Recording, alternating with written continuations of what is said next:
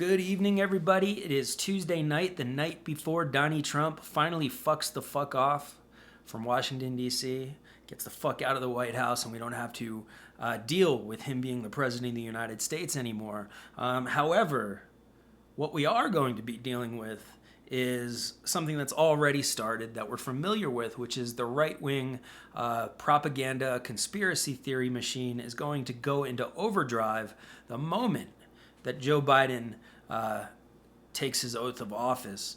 All we're going to hear about is Hunter Biden and China and Antifa and BLM and George Soros and the NWO and Agenda 21 and all that nonsense on a constant, repetitive, broken record-like basis from the right-wing troglodytes. So don't be surprised 2 weeks from now if there's some kind of inane story swirling around about how Hunter Biden was snorting cocaine in Beijing, meeting with representatives from the Soros organization to, spearhead the Antifa movement in the United States, and, coordinated to start the Black Lives Matter movement. Well, whatever they can dream up, they will push, because the people they're targeting, the people they want to believe all this nonsense, are just basically as dumb as dirt, and they'll believe anything as long as it's coming from, their propaganda sources that they've chosen to be their favorites. So we're going to just have to deal with this. This is going to be a nuisance for every moment of our lives now that the Republicans are not in control of the White House and Senate and the House of Representatives. It's just going to be conspiracy theory Disney World for them.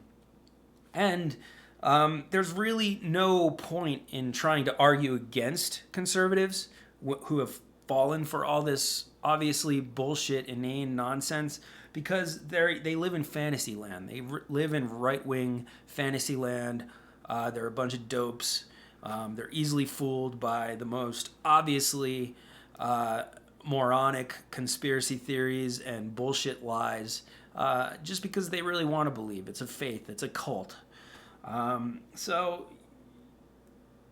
there's going to be plenty of reasons to legitimately critique Joe Biden, especially from the left, from, the standpoint of economic justice and other forms of justice, criminal justice reform. Biden's not going to be as good as we want him to be on almost any issue, and he's going to be particularly bad on a lot of issues.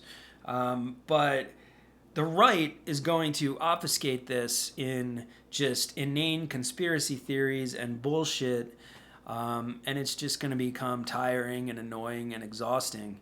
The best thing to do is just to insult or block or try to deplatform these idiots that are peddling this nonsense, because it's not really worth the time and effort to pretend like they can be convinced of reality.